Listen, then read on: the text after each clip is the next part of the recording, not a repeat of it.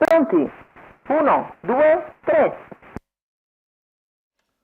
E buona la prima, si avviano molto velocemente Daniele Cuglini con Eolo Valdimar e Roberto Vecchione con Power Tuma. Power Tuma sfila in testa e quindi l'operazione principale da compiere al via è stata realizzata da Roberto Vecchione. Power Tuma è davanti, Numero andiamo ai 10, primi 200 Eusebio, metri e ce la dà squalificato. già a gambe, 15,7, una partenza molto svelta di quello che è il controfavorito della corsa e quindi Power Tuma ha già qualche lunghezza di vantaggio rispetto a Eolo Valdimar e arriva subito a destra Ziva che copre completamente il Cana S ed è seguito già da Di Luca Mo che ha già recuperato tutti i 20 metri della distanza dei nastri. Django Cup è in quarta posizione alla corda dietro a Del Cana S.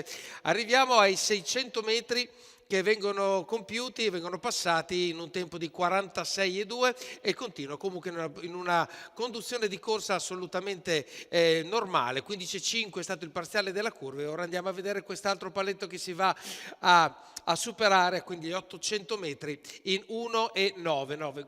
Quindi le posizioni rimangono quelle, essendo Power Tuma davanti a Eolo Valdimare, poi dietro a Eolo Valdimare troviamo Riccardo Pizzatini con El Cana S, dietro il Cana S abbiamo Django Cup, nella corsia di destra abbiamo Ziva Alessandro Gocciadoro, arriviamo al chilometro 1,16,1 l'andatura, assolutamente il cronometro è dalla parte di chi guida perché non sono stati fatti strappi evidenti e quindi ci sono tutte le condizioni per arrivare a una chiusura assolutamente di livello. Di Luca Mo segue Ziva a destra, poi abbiamo il numero 9 anche di Darwin Wise a L e dietro di tutti abbiamo Lorenzo Talbo con Fantaspritz, quindi sempre Roberto Vecchione davanti a tutti con il suo cavallo con Power Tuma che fa questi ultimi 200 metri in 14,8. Andiamo nella retta delle scuderie, aumenta l'andatura visivamente, Ziva mette pressione a quello che è Eolo Valdimare e prova adesso ad andare a ricongiungersi con quello che è il fuggitivo Power Tuma, ultimi 400 metri di corsa e stiamo parlando di parziale di 14 ore.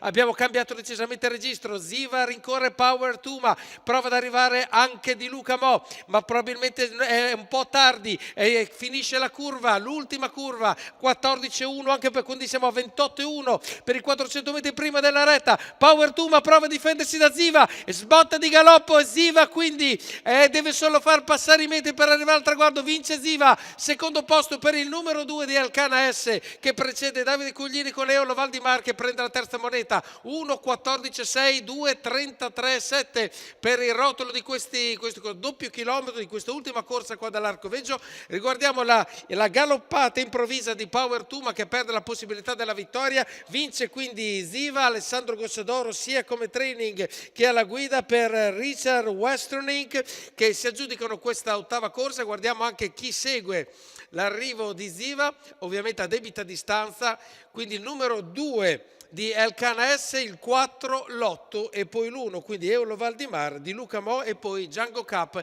che completano i primi 5 di questa ultima corsa che si è portata a casa Ziva, questa femmina figlia di Varenne ed Escalance. Vi salutiamo qua dall'Arcoveggio e vi diamo appuntamento a giovedì prossimo per un'altra giornata di corse.